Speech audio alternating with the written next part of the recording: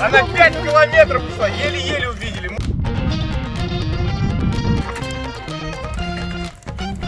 Самцами увидели на брачных игрищах. Сжигаем. Ты знаешь, я стал переживать, говорю, какая еда у Илюхи. Оказалось, тушенка. Кайф.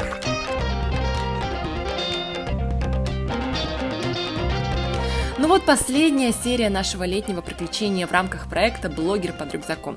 Если вы не смотрели начало и середину нашего пути, то очень рекомендую сделать это. Ссылочка будет в описании. А если коротко напомнить вам, то 7 отважных ребят, российских блогеров, отправились в Синск, чтобы оттуда сплавиться на покрафтах по огромной лени. Это отмороженный Семен, человек, который был вынужден заменить меня в пути, организаторы проекта или более известные двое и Алоэ, Борис и Олеся. Они ведут самые увлекательные стримы о путешествиях в Одноклассниках. Петр Лавыгин, самый крутой блогер нашего сплава и известный всем как Петенька Планетка. Подземный путешественник Диггер Даниил Давыдов.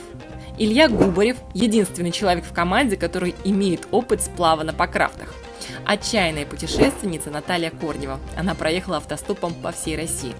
Где они сейчас и чем закончится это путешествие, обо всем этом далее. Не буду больше вас задерживать.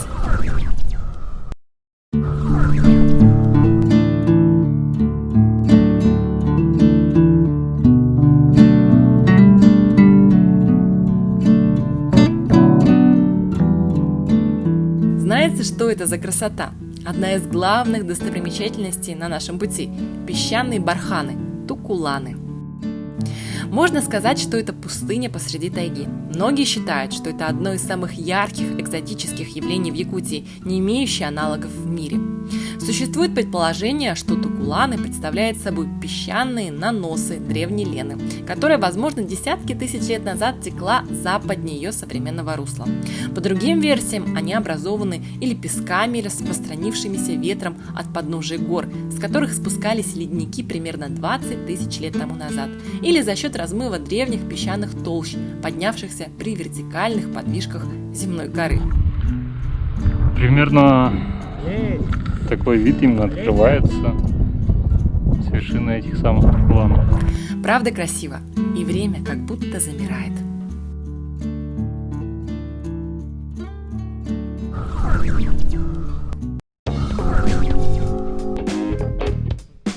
В пути бывает всякое. Например, у Семена прорвало покрафт, и ему пришлось одолжить лодку у Наташи. Вроде как она этому даже рада была.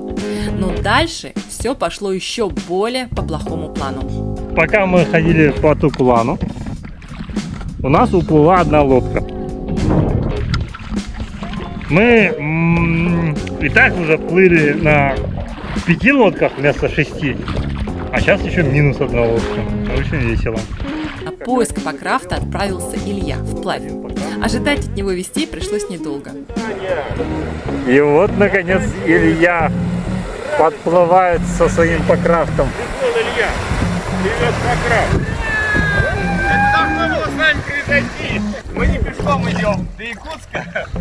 Она 5 километров ушла, еле-еле увидели маленькую красную точку. А куда она? Вообще 5 километров. Не, она вдоль берега шла. В общем, еще чуть-чуть, и сплав закончился бы на пару дней раньше намеченного срока. Хоть какие-то приключения произошли с нами за сегодня. Где-то паспорт, понимаешь? У меня там... ты знаешь, я стал переживать, говорю, какая еда у Илюхи. Оказалось, тушенка, оказалось, хлеб, гречка, еще что-то. Я знаю, это все Семен. Да. Ну, и пошел такой, да? Ты был последний, между прочим. Добро пожаловать на Ботому, первый заповедник лесных бизонов в Якутии. Добираются до него от самой речки Ботома на вот таких тракторах. По пути можно успеть разглядеть небольшие достопримечательности. Здесь вы можете увидеть проделки местных бизонов, которые взяли и прошибли стену насквозь. Влад здесь работает не так давно, но бизоны для него уже стали чуть ли не лучшими друзьями. Он здесь всегда, и днем, и ночью, и в сильный мороз, и в летний зной. Да, основная работа — это вот следить за целостностью забора. Итак, в самом Бизонарии 46 животных. Завозить их сюда стали из Канады в 2006 году. Зачем? Да потому что это их историческая родина, здесь им хорошо. Вы только представьте, 26 лет назад завезли 100 бизонов, а сегодня по Якутии бегает уже 260 особей. Красавчики! Взрослые самцы достигают до тонны веса и разгоняются до 50 км в час. Ну, как вы понимаете, для таких больших животных вот такие заборы, как у нас, это совсем не преграда. Да. Вот. Заборы для них он выступает чисто как вот граница территории. А мы сейчас пойдем, допустим, бизонов смотреть, пойдем вдоль забора, а они могут идти... Нет, мы пойдем даже не вдоль забора, а мы пойдем в забор. Да, и приблизимся настолько близко. Травкой максимально, покормишь. насколько Ой, они букет. подпустят. Особенно страшно, когда начинается гон. Самец во время гона может учуять самку за 60 километров. Просто, да. И обязательно прибежит к ней. Ну, у них вообще хороший нюх, да. Гона. Они разбегаются, херачатся в лоб друг. Да. Прям лоб в лоб. Охренеть, обалдеть. Да, и прям издалека слышно. Напоминает гром. Просто. Да, не хватает. Бизон завалил, у вас есть жаркой, наверное.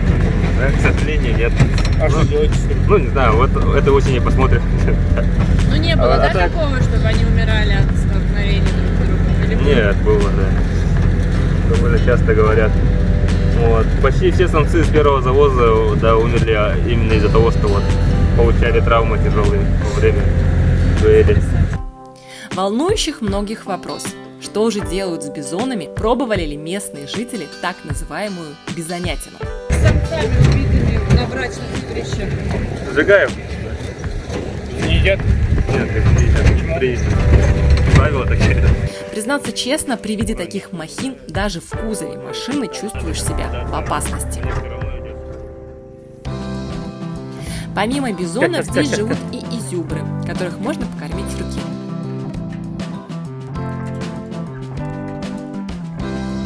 Сзади меня находится вот сторожка смотрителей бизонария Ботома, Усть-Ботома. И вчера мы вот ездили, смотрели на бизонов, а сегодня я прям с руки именно накормил изюбром благородного оленя. Это прям вообще большая удача, то что они именно вышли пастись именно сегодня прям утром. Еще одни милахи. И все это здесь рядом с туристической базой. А сейчас я вам покажу именно вообще сам бизонарий Ботома. Ну, точнее, не сам бизонарий, а именно место, куда приходят гости и так далее. Вот можно здесь увидеть именно такой домик в стиле якутского балагана.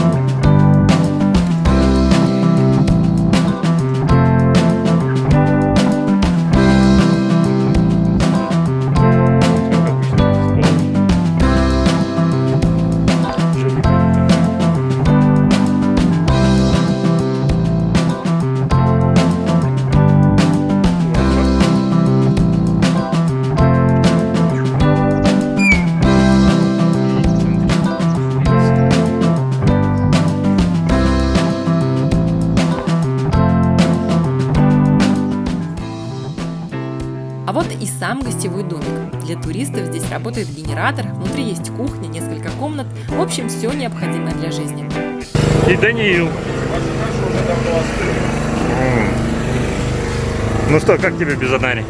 Мне очень все нравится. И больше того, вчера вечером я подумал, что буквально через 2 дня я буду в Москве, и все это путешествие будет вспоминаться как какой-то полузабытый сон. А пока я здесь, я должен наслаждаться тем, что происходит вокруг меня, потому что скоро это останется в прошлом. А вот и финальный рывок. Осталось пройти пару километров до Качекац, откуда ребята уже на машине отправятся посмотреть знаменитый ледник Булус, и на этом маршрут будет пройден. Как вы видите, на улице, ну вы не видите, конечно, но на улице сейчас больше 30 градусов, а здесь все еще лежит лед и снег. Самое обидное, что ледник был уже в полурастаянном состоянии и не выглядел сильно впечатляющим. А? Да, он подтаивает летом и Да, Получается? вот, То есть- да, потом... А почему, за счет чего здесь впадина или что? Почему здесь нигде не лежит, а именно здесь? Ледник образовался благодаря одноименному с ним озеру, которое питает множество родников. В него прибывает столько воды, что она замерзает слоями и глыбами, которые устремляются вверх, образуя солидную толщину. Кайф. Мышцы не сводит? Что? Мышцы от холода не сводит? Кайфово.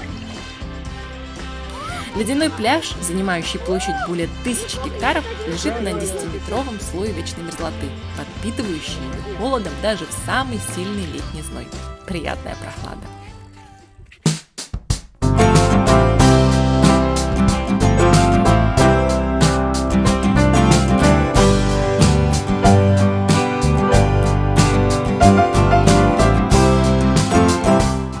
Вот и пролетела неделя сплава, будто ее и не было. Она оставила после себя самые приятные воспоминания. Конечно, это было серьезное испытание на выносливость и силу, но сколько позитивных эмоций и ощущений счастья подарила якутская природа взамен. А люди, какие на севере люди. Так что приезжайте к нам почаще, вы точно никогда не забудете Якутию.